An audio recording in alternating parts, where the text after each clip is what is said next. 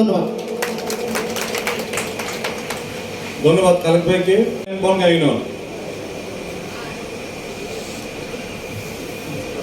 ধন্যবাদ ওনাকে।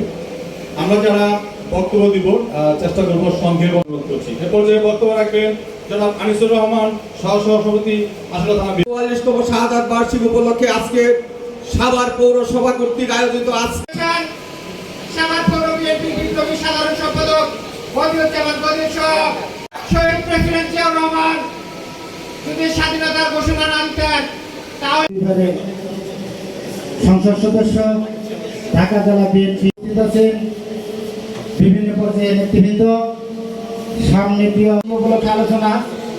সেই জন্য আমি শহীদ রাষ্ট্রপতি জানুয়ারি বগুড়া জেলার শিবপুর দাদার নাম মৌলভী কামাল উদ্দিন মন্ডল, তিনি কেটেছেন।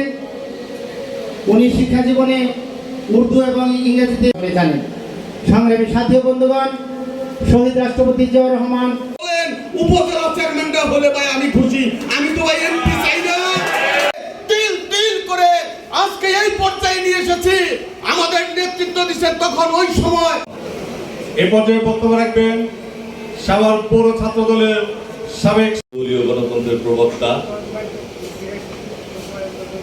স্বাধীনতার ঘোষক, যে তারা একটা ডিসিপ্লিন সংগঠনে পরিণত হয়েছে। ধন্যবাদ তোমাদের ছাত্রদের। আদর্শ নীতিকে যদি আমরা ধারণ করে তার মতো হতে পারি কিংবা হওয়ার চেষ্টা করি, তাহলে কিন্তু আমাদের আজকে এই পরিশ্রম, এই আলোচনা সভা, এই দিক নির্দেশনামূলক বক্তব্য সার্থক হবে। তো সেই জন্য আমি বলবো যে তার জীবন থেকে আমরা শিখি। তার জীবনের সবচেয়ে বড় শিক্ষা হলো কয়েকটি, যেটা আপনাদের সবার মনে রাখতে হবে। এক নম্বর হলো সততা।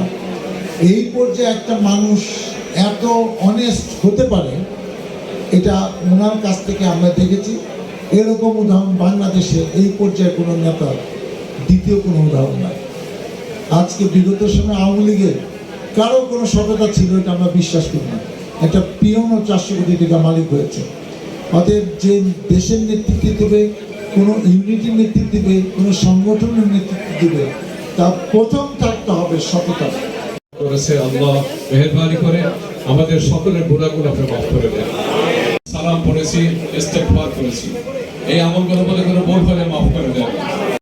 আমাদের নবী মদিনা মুহাম্মদ রাসূলুল্লাহ সাল্লাল্লাহু আলাইহি ওয়াসাল্লামের রওজা, তিনি ছিলেন আল্লাহর প্রতি পূর্ণ আস্থাবান ব্যক্তি।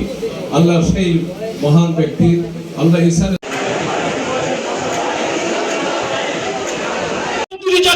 বেগম জিয়ার শক্তি, আমরা সেই আদর্শ বাংলাদেশের মানুষ জানতে পারলো যে বাংলাদেশের স্বাধীনতা সংগ্রাম যিনি নিজের পরিবারের বাংলাদেশ বিনির্মাণে তারেক রহমানের নেতৃত্বে এবং নিবন্ধিত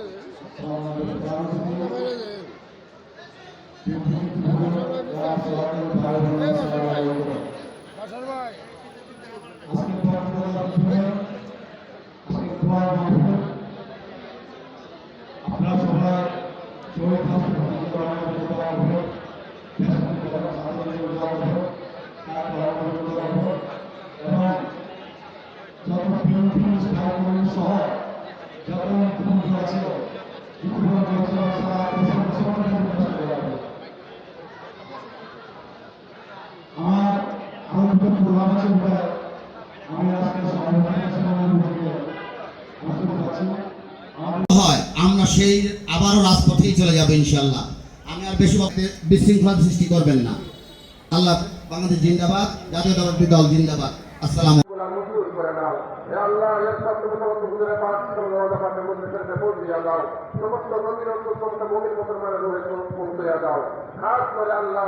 আজকে যারা মেহনত করলেন আল্লাহর পরিবার দাও এবং আল্লাহর মায়ের মাহফুজ দিয়া দাও। আল্লাহ জান্নাতুল আলা দান করো।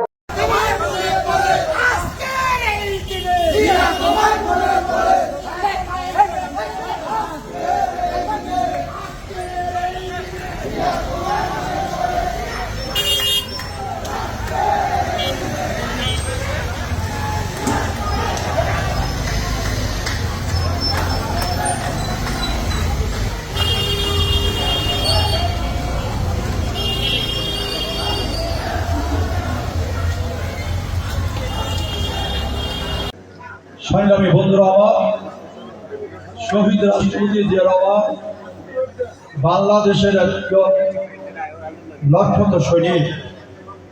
উনি সেনাবাহিনীর প্রধান ছিলেন, উনি মহান স্বাধীনতার ঘোষক এবং উনি রণাঙ্গ মুক্তিযোদ্ধা এবং উনি ছিলেন বাংলাদেশের একজন সফল রাষ্ট্রপতি। উনি ছিলেন বাংলাদেশে জাতীয়তাবাদের প্রবক্তা।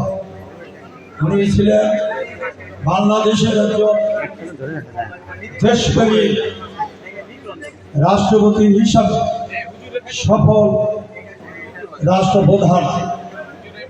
এই শহীদ রাষ্ট্রপতি জিয়া রহমান এবং তার পরিবারের যারা সদস্য রয়েছে, দেশনেত্রী বেগম খালেদা জিয়া, জননেতা তারেক রহমান এবং মরহুম আরাফাত রহমান টুটু, এদেরকে আওয়ামী লীগ তথা শেখ হাসিনা অত্যন্ত ভয় পেতেন যে কিভাবে এই পরিবারকে বাংলাদেশের মানুষের মন থেকে